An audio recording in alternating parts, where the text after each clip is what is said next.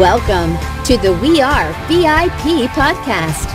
Each week, your host, Casey Hasten, Director of Recruiting at VIP, will bring you valuable insights from thought leaders, introduce you to incredible companies, and bring you tips for landing your dream job from our team of executive recruiters at VIP. Welcome and to now, the We Are Casey VIP Hasten. podcast, a podcast devoted to adding value to your career or candidate search, brought to you by VIP. I'm your host, Casey Hasten. I'm an executive recruiter, director of recruiting with VIP, and your all-around hiring guru. And you know it is my intent to bring you thought leaders, people that are going to provoke your thinking and help you to make better decisions. So who better than to do that? Today on the show, I'd like to welcome Gerard Ibarra, consultant, author, speaker, and serial entrepreneur. Gerard helps companies make strategic business decisions that enable growth. His insights help leaders have a better understanding of the totality of every decision. He shares these insights in his new book, Good Decisions, Better Outcomes, and is here today to share some of that knowledge with our audience. Gerard, welcome to our show. Welcome. Thank you for having me on. Yeah. And you know, it's so interesting. This is like a real life example, right? Yes. I always talk about the importance of networking and, you know, why it's so important to feed your network. So tell everybody how we got connected. So we met at the Legacy Connect. It was a networking at 12 Cuts, and we were just talking, and we started talking about some theoretical things. I don't know why. It's like, okay, yeah, we're gonna go talk about theory, and then one thing led to another, and we really hit it off and talked about the decision-making process, and that's how we connected and stayed in connection. Absolutely. And I'm so excited to dive into the meat of your book, but I do have to say, because I know everybody thinks I'm a nerd already, but I mean, we weren't just talking about theories. No. We were talking about quantum physics. Yeah, we were talking about that. Like, who am I talking with here? Right? And I'm like, and I have no degree whatsoever in that, but I'm just so fascinated by it. So I love it when I meet people that have more knowledge about it than me. So thanks for going down that rabbit hole with me. Anytime. So let's talk a little bit about decision making. I think that, you know, it is so critical that, you know, we don't always have to make the right decision, but we have to know why we make the decision, right? So, and you're an expert in this, in making informed decisions. So how did you gain this knowledge over the years? So it's a process, a framework that I learned back in, I guess, in the mid-90s when I was going and getting my master's. And then from that time, I'm like, oh, everybody should be doing this. This is a great framework. And I started using it at UPS when I was still working there. And then I used it in my consulting practice when I went for my PhD. So it just continued growing from there, and I've used it in real life experiences as well. So it's just evolved from 25 years ago. And I forgot that you were a PhD. What did you get your PhD in? In systems engineering. Smart guy. No. Thinking totality. So that's what it's all about. Thinking totalities. I like that. Okay. So making decisions can be so difficult for leaders, especially leaders that are new to their roles. You know, why do you think this is? So some of the new leaders, I guess, they might have problems in making decisions only because they don't want to make a wrong decision. So they'll step back and just wait until things start falling more and more into place, and they, at the end, might make a decision. But a lot of times, those who are new leaders, who want to make sure they make the best decision, they may not make the decisions up front, and that ends up costing them more at the end because they didn't make a decision when they needed to make the decision. Oh, that is so good. And I think, you know, I can be guilty of that as well. What's it called? Analysis paralysis, yes. Paralysis by analysis? Something like that, yes. Yeah. And you just overthink it, Yeah, right? Yeah, absolutely. So that's one of the problems. You only have so much time to make a decision. And one of the things that I talk about in the book is you can't continue going down that rabbit hole. Well, what about this? What about that? Or do you need to think about this? Like, no, stop, time out. You've got to put an end to it. Because if you really think about it, if you're choosing between, say, 3 vendors, and a year later you're about to make a decision, you might have a new vendor in the mix. You might have a new company something might have changed. So making decisions on a timely basis is also very important. So I have an interesting scenario that I want to share with you. Just happened today. Oh my gosh. Okay. And this is related to our candidates because like right now our candidates are, it's a crazy market out there and they have multiple opportunities that they can choose from, right? And now we're seeing candidates that are kind of being coerced to make quicker decisions instead of slower decisions because the companies don't want to lose them because they know they've got multiple offers. So how would you advise someone who's sitting there with multiple offers about to change their life, so to speak, by taking a new job? What would you advise them to do as far as that decision-making process? So for them, the ones who are going to be making a decision on a job, think about long-term. Mm-hmm. What are you going to be doing 3, 5, 10 years from there? Is that a company you want to be with for just a year, 2 years?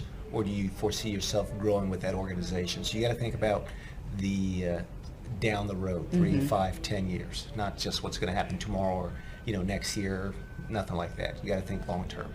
That's perfect advice, and I feel like I did a good job today with my candidate now, so thank you. Because one of the things was like the industry, that one of them was an industry that if you go into this industry, you're going to get very niche, right? Mm-hmm. And I was like, you need to think about, is this an industry you want to be in for the rest of your career? And so I had her make a list of pros and cons. Good. As to, what would make her happiest. Good. And when at the end of the day, when it came back, the one that she was happiest with was not the one that paid the most money. Good. I know. No, that's really good. That means that she really thought about the totality, it goes systems thinking, and that she thought about it long term as well. So that's good. That's very good advice, and I'm happy that she made that decision. Me too, especially because it was for my client. So, all right. So what does it mean to make an informed decision? So that has a lot of meanings, but I think what it comes down to is, do you have all the information you need to make a decision? You can't make a decision based on just partial information. You can't make a decision based on information that may be conflicting. Mm-hmm. Those are really hard decisions to make. So when I talk about, or when you talk about an informed decision, it's having everything in front of you and making a decision based on all the data that you have available. When do you stop? When do you decide you've got all the data? So there's something called the, optimal stopping in algorithms, and it's in computer programming. And the way it goes is, if you want to spend maybe 30% of your time searching, mm-hmm. and then the other 67% or 70% of the time making a decision. It's actually Okay. 1/3, so 33 and 67%. Okay, perfect. So that's an informed decision, but what are some traits of a bad decision? Oh, there's many. Gee, there's quite a bit. I think the one that's the most prevalent in making bad decisions is allowing your emotions to take the best of you. And that's some of the things that happen. We're human. It's innate to us. So if I had to think here for a second, I say, how do you make bad decisions? Definitely letting your emotions take over. Bad decision. You want to keep those in check and don't let them convolute your entire thinking process. And another way of making bad decisions in the business world, and the emotions also goes in the business world, but another way of making bad decisions is something that's called the, status quo. It's Mm-hmm. a decision trap. And that means that you don't want to make a decision because everything is working out fine. Why go down there and rock the boat? But if you don't do that, if you don't go and investigate what's going on, you may be leaving millions of dollars on the table. Okay. Only because you say, if it ain't broke, don't fix it. That's a bad connotation. So that's one way businesses might make those bad decisions, or not make the decision, I guess. Okay. What are some other traits that we might look for, like maybe from a job seeker's point of view? So from a job seeker's point of view, I would definitely look at see the organization, mm-hmm. and see their culture, because we live in a society where that means a lot, and mm-hmm. it always has been, but it's more pronounced today. And when you're making those decisions, you got to allow your emotions to be in there. I'm not saying that let them take over you, but definitely you want to see what the culture is. Do you fit in the culture? Do you like the culture? Because if you make a decision based solely on money, mm-hmm. and you're going to go there and work every day and you don't like being there, first of all, you're going to be miserable, but second, you're not going to be producing at the level you need to be producing. Exactly. And also, and this is one of the things I tell my candidates all the time, I tell them, I don't want to make you hate your life by getting you a job you're not going to love. So you got to talk to me. We've got to talk about what it is that makes you happy. And so there's a lot of things that people don't take into consideration when they are, and especially right now as we're getting through this pandemic, a lot of people will say, well, I'm okay going back to the office, but that's not really what they want, even if the office is requiring it. And so I think that trait, not being true to what you really want, Right. could be a trait of a bad decision. Right. So, And just to add a little more to that, I mean, when it comes down to making that decision, there might be a point where you have to eat. And if you get to that point, there's no let me have my emotions. No, you got to put food on the table. Exactly. And, and that's another thing that I talk a lot about with my candidates, especially those that are unhappy in the role that they're in, even unhappy in the career that they chose. That was me, by the way. That was me.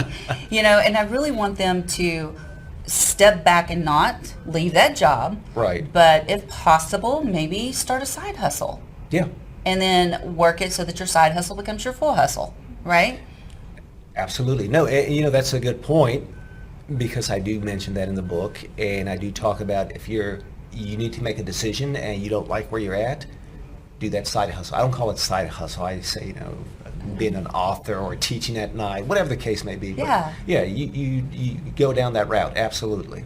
Well, and I think it's so important too when you're making decisions. Like for me, I made a huge decision when I decided to move from accounting to recruiting. And Very big decision. At some point, I just had to jump off the ledge and do it. I had to quit thinking about it, quit thinking about the reasons, why I shouldn't be doing it, because I really wanted to do it. And I knew that I was going to be able to change people's lives and help them. So I think learning when it's okay to make that leap is also important in the decision-making process. Yes. For you, having that passion, that goes a long way in itself. So making that leap from accounting to recruiting, which is a big leap in my opinion. Huge. That's just me saying, but yeah, it's understanding who you are, who you really are, and it's okay to make a decision solely based on emotions. We're humans, and if you make a decision without any emotions, in the end, you're going to be very miserable, and it's not going to work out for you. Well, okay, so that leads me to my next question. Let's dig into the emotions a little bit. So why is it important to understand how your emotions impact your decision-making process? So there's something that I call the trifecta influencers, and it's your needs, wants, and emotions. And so your needs are the most basic thing. That's something that is a necessity for you, like water. But a want, on the other hand, is something that you would like to have. So I have 35 t-shirts, I want a 36, I don't even know why I want a 30, because it brings me satisfaction. And your emotions is what creates your wants. So if you didn't have any emotions, you wouldn't really have any wants, then everything for you would be based on a need. So emotions are very important, and if you don't keep them in check, if you don't understand how much they play a role in your decision-making process, you might go down the wrong route there. And I think too, especially for leaders, Yes. and even people that are working for other people, I think it's so important that you really I always tell people to take a breath, before you say something, because if you don't, then, and you say something out of haste, or you make a decision out of haste, it could have a negative impact. Yes, absolutely. So that emotion taking over is your emotions telling you what you want to say. And it's also systems one thinking, which is fast, efficient. I don't like to think about things. I'm just going to say what comes to mind or what I think I saw or read. So yeah, you want to keep those in check, because you can make a very poor decision based on the emotions almost off the cuff, and then you'll regret it a day later. Even something as simple as an email, you're frustrated, you type it up, and then you hit send. And then you're like, whoops. What did I do there? So that's systems one thinking. It's fast, efficient, and that's where that's where humans like to be. We don't like to think critical.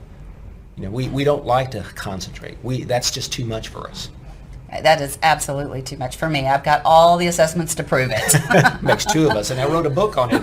Why am I doing this? So, and I kind of want to go back to the take a breath, because, I mean, there is so much science behind the fact that breathing helps you regulate your emotions. Yeah. Did you touch on any of that in the book? No, I didn't. So on mine, it was a little bit more quantitative, because the book that I wanted to write was more on the quantitative side.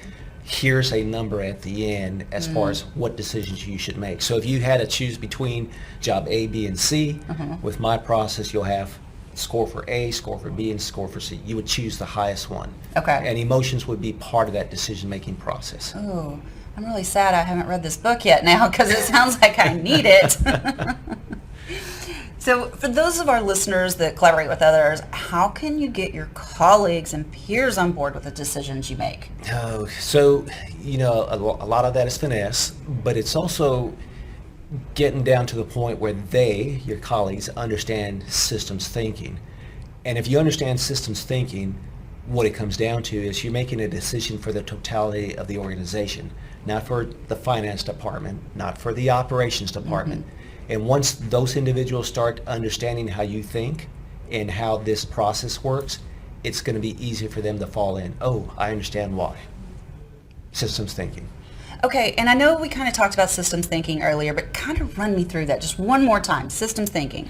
So in a nutshell, if I had to put it in a couple of words, it's getting the big picture. Okay. If I'm going to make this decision about going with this employer, how's that going to affect my family? How's that going to affect my future? How does that affect other things around my life? Am I going to have time for my children, for working out, for going on vacations? Am I going to have time to go back to school? So you got to think about everything that ties into that one decision. How do the extremities affect it, the environment around it?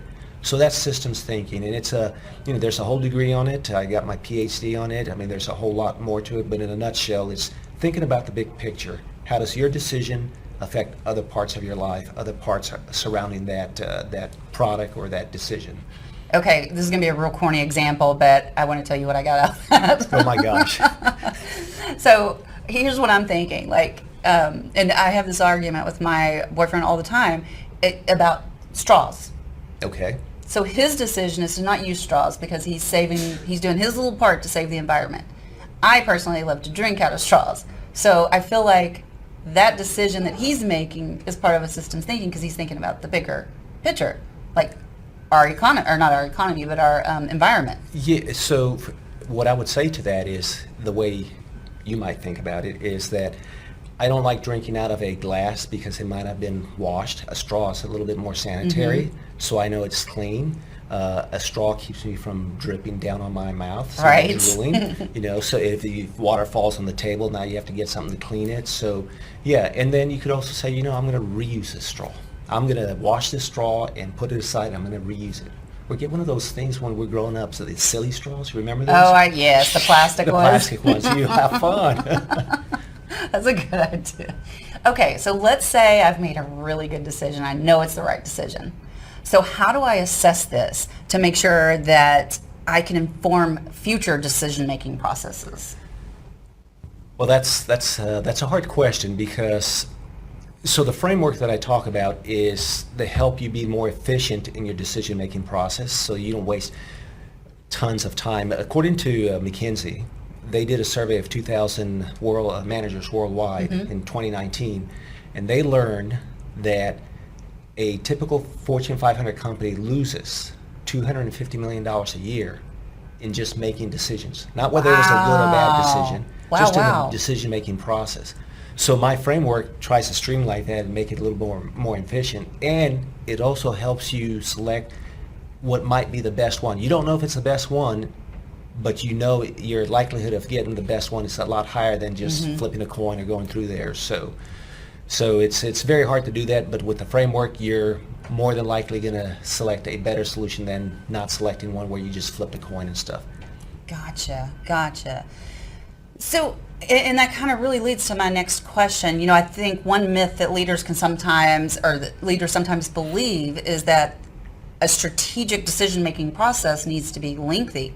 How can leaders make quick decisions so that they're not losing $250 million? So So one of the things that leaders could do, or any manager, is continue learning, continue educating yourself, because when you come to being, I guess, a gut feeling or off the fly, it's not really something that you're guessing at. It's really based on everything you've learned, read, seen, heard. So the more you know, the more you've learned, the more you're exposed, the better your decision's going to be, the quicker one you could make. So making those decisions that are a little bit more, I guess, immediate, then the more training you have, the more experience, exposure, the more effective your decision will be made. So yeah, I highly recommend that they continue educating themselves and growing in their business and in their field. I love how you just explained that, because I actually interviewed a gentleman who says, never trust your gut. But you're saying kind of the exact opposite, and you give such a great reason why, because this is, call it intuition or whatever you want to call it, but it's your learned experiences that you're basing that decision on. So Daniel Kahneman, he's a Nobel Prize winner. He wrote that book, Thinking Fast and Slow, and he talks about your gut feeling, or the go with your gut. He says it's not really your gut; it's from what you've learned, seen, heard. It's kind of like if you're an elite football player. There are things that you've learned throughout the years, as far as if someone's going to tackle you based on their emotions, that how they look, what happened in the previous play. These are all things that you've accumulated, and it just becomes part of you, so you become a better player. You can't just really learn that in some manual. So yeah, it's not really going with your gut. You're going with what you've learned. Yeah. So I tell people all the time, I'm like, get curious. Yeah. Get curious. I like that. Get curious. Try to learn something new, but get curious about everything, and that way, you're going to be exposed, and it's going to this information is going to come to you. I'm curious about quantum physics. That's why somehow I was hoping conversations will always turn to that. So, I'm so curious. We're not going to talk about quantum physics. In fact, we're almost out of time. So I want to. Is there anything else about decision making that I haven't touched on or asked you a question about? No, I think the biggest thing is. When you're going to make those difficult decisions, leave you with two things. One is find a time when it's best for you to really sit down and concentrate. And speaking scientifically, the best time to do that is at the start of your day. So if your start of the day is in the morning at 8 o'clock, then that's when you want to do it. If it's at 7 p.m. at night, that's the time you want to do it, so that you're really focused. According to science, that's when your brain is really hitting its most. And the other thing is, think about your exit strategy. Kind of like we talked about earlier, what are you going to do 3, 5, 10 years from now? If you're purchasing a product, a home, or moving, or a business, what happens in the end? So those are two takeaways I like to give you and the audience. So. I love that. I'm going to go home and think about my exit strategy. I don't think I'm going to get to go anywhere for a while. But Oh my gosh. Okay, well, we are at the point in our show where we ask you our 3 VIP questions. Oh my gosh. Are you ready? I think so. I'm nervous now. Okay, so my first question. If you were chosen to be one of the first colonists on Mars, what 3 things or people would you take with you? So I would take 3 people. Okay. I'll take my wife, because she's very logical. Good one. And yes, make the right decision. Yep. No, I mean, she's very logical, and she would just be a wealth of information. The other 2 would be my godson and my niece. Oh. We're very different in some areas, and they're a lot of fun, so I wouldn't mind having them around, and we always get along really well. So it would be a party for me. Okay, a permanent party. A permanent party, exactly. Okay, so this next question, boy, you just queued this up so well. Okay. What is one thing you do each day to set your day up, or each morning to set your day up for success? For me, the first thing I do is I pray when I get up. Very first thing I do. And then next thing I do is I exercise. Okay. So those 2 things, I get those going, and then after that I know it's before my start of my day, actually. So my start of the day is at 5. It's not really work, it's let me prepare myself for the day work. Yep. So I love that. I'm all about having a morning ritual. yes. All about it. And people are like, why do you do that every morning? And I'm like, because it gets me focused. Yeah. It clears my head. And and I have my quiet time in the mornings, and then I journal and I do all that, and I don't exercise, but don't tell anybody. Not in the morning. No one will say anything. Okay, my final question. Okay. If your life's work was being summarized in a news article, what would the headline be? I would say always positive and never giving up. So, You know what? I can see that about you. Always being positive, Yeah. Never give up. How do people find you? So they can find me on my website at Gerard, GerardIbarra.com. And if they like to learn more about my process, they could purchase the book, Good Decisions, Better Outcomes. It's available on Amazon. So I hope you guys enjoy it. And if you want to learn more, just drop me a line. I'll be certainly happy to speak with you. That is so awesome, and we'll make sure and include that in the show notes as well. And by the way, I do have your book queued up to read. Oh, great. It's a little down the line because I have so many. I have a problem when it comes to books. I buy so many books, and then that's what we've just talked about here today. You got a good summary of the book.